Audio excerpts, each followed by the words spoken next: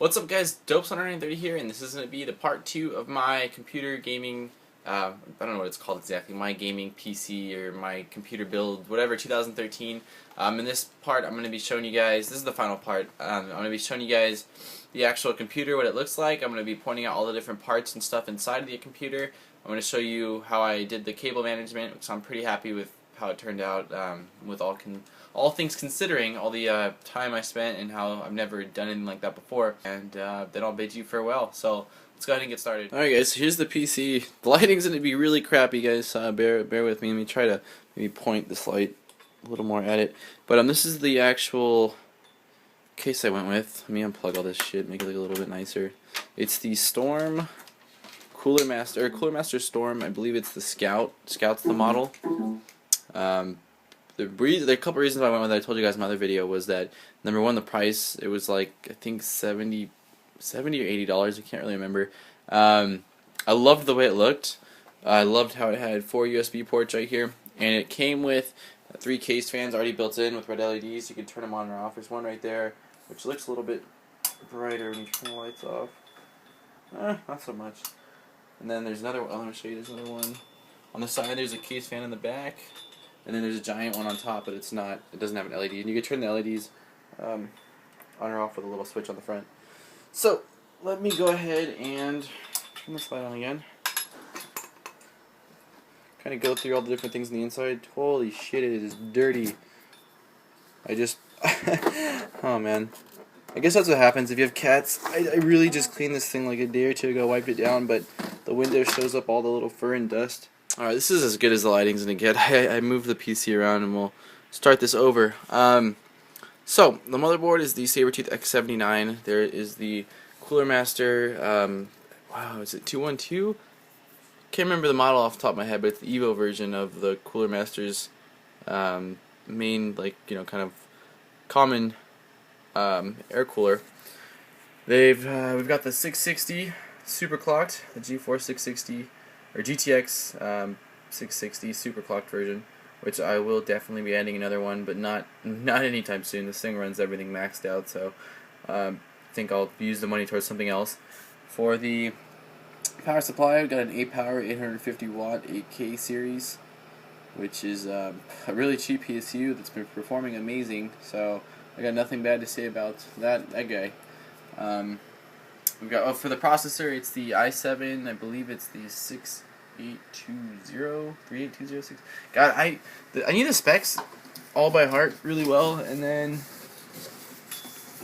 last night I didn't get very much sleep, so let me see, it is the 3820, okay. It's a quad core, 3820. For RAM, we've got, I don't know how you can see it. I actually need to make a video on them. You can't really see them too well right now. It's a bummer. It's the HyperX Beast RAM, 16 gigs to 8 gig strips or sticks of Kingston HyperX Beast RAM. For hard drives right now, we've got a 120 gig Kingston V300 solid state drive, and that's got the operating system as well as my video editing software and a couple other large files, large programs. And we've got another Western Digital Blue. This is just a 500 gigabyte hard drive.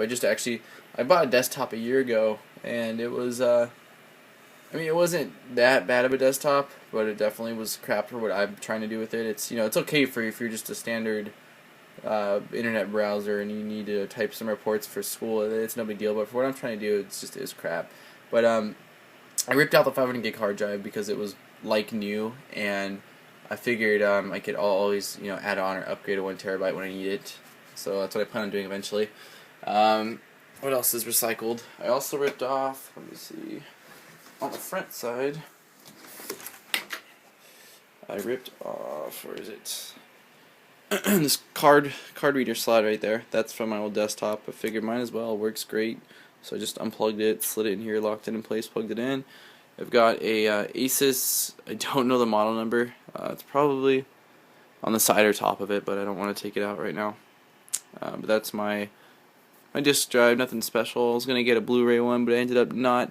So the only things that I, down the line, am planning on upgrading at this point is Potentially more case fans or liquid cooling. I'm not sure which one I'm going to go with. I might just go with case fans, like another one or two, or liquid cooling. Just really depends. Again, I'm going to be adding another graphics card down the line here, and also I plan on doubling the RAM to 32 gigs of HyperX Beast RAM, just for video editing and rendering and stuff like that. I could use a little more, and I think that's it. Potentially again a Blu-ray drive. I don't know how much I'd actually use it. I mean, we have like 9 Blu-rays here, and I know that when we had a PlayStation 3, we really didn't even really use Blu-rays that much, which is sad. So anyways, let me show you guys cable management. Now when I initially put this computer together, I didn't give a shit about cable management. I didn't know that was even like a thing that people cared about or knew about, and after reading through a bunch of forums and kind of just looking at overclocking stuff, and kept seeing things on cable management, and then I saw a bunch of people talking about how important it is, and especially if you're like I don't know if you're gonna call it like a geek, or I don't know, just really into building PCs, PC gaming and stuff like that. A lot of people take pride in their cable management. So I could have done a better job. But I spent, believe it or not, a good amount of time doing this. It looked like shit before. I wish I could have taken a before and after picture, because it's like, holy crap, that's insane how much better it looks. But this is what we've got. This is the side of my case. The only spot that's a little bit kind of jacked up is down here. Oops, in the corner, because my power supply is not God, forgot the name again. But what's the word, Daniel? I don't know, off the top of my head I can't think of it, but the cables in this power supply all are stuck on it. You can't just plug in the ones you need when you need them. Can't believe I don't remember. I'll put it in the video. I forgot last time I was talking about it too. So I kind of had no choice but to just tuck those extra cables in down there. But I mean, I pretty much went crazy. All I did really was go crazy with these zip ties. I actually, they came with like 8 or so when I got the PC case. It came with like 8 or 10 or something like that. I ended up picking up a like 60 pack, and I literally just went to town. So that is it. It took a damn long time to kind of figure out everything, get it all as tucked in as possible, but I'm really happy with it. It closes now. Before I just kind of had to like wedge the damn thing shut, and now it closes nicely. And from the other side, as much as possible, the cables are pretty hidden as well. So if I had better lighting and stuff, you'd be able to see it all. Let me see. I mean, yeah, you can pretty much see it. The only cable really is you got the one right here for the graphics card, but I mean, how can I hide that? It has to come in like that. And the power supply cable, I zip tied it on the side right here. And the other one too I couldn't do anything about was the 8-pinner. Where is it? It's up top. I just actually ended up running it. I ran it down below this way under the graphics card, and then yeah, it actually goes. I think I did a pretty good job of tucking that thing in, because that's the only way I can get it to be out of sight, was to run it under like that. Okay, and then for my keyboard and mouse right now, I'm just using my old Dell keyboard and mouse. It works fine for internet browsing and stuff like that, but for gaming I would like to get a mechanical keyboard and a better mouse one of these days. Again, it's just a money issue. I am building a liquid-cooled Xbox 360, and I'll be recording that after. I got 2 parts in today for that, so I just haven't had money for that. I just got in my X12s, which are awesome for doing commentating.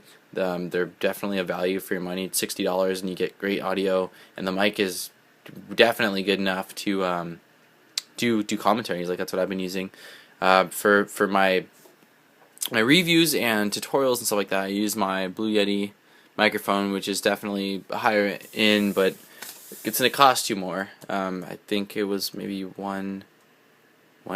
I don't remember at this point. And then for my webcam, I've got the C920 by Logitech, which is an amazing camera for gaming on the PC for Dead Island and stuff like that. I use my wired Xbox controller, just plugs right in, and simple as that. It has the feature. And I have a 32-inch Vizio LCD monitor, which it's pretty nice, but I definitely want to get something better. I'm probably going to get around a 22-inch. Hopefully something that can run in full 1080, and maybe 2 of them, but definitely one to start off with, just because for gaming, since I got this whole setup now, I'd like to have an actual monitor that can display a better resolution and and better quality. So that pretty much wraps up my computer gaming build. Hope you guys liked the video. I apologize for the I know the video was shaky. Obviously I wasn't using a tripod, and the audio, I must have kept putting the camera close to my face and far away. I don't really use my iPhone. I usually use a tripod when I'm recording with it, so the audio is a little bit more consistent. So sorry about that. And anyways, I hope you guys liked the video. If you have any questions about any part or anything like that, feel free to leave a comment in the description below. And more videos to come soon, guys. Dopestar930, and I'm out. Peace.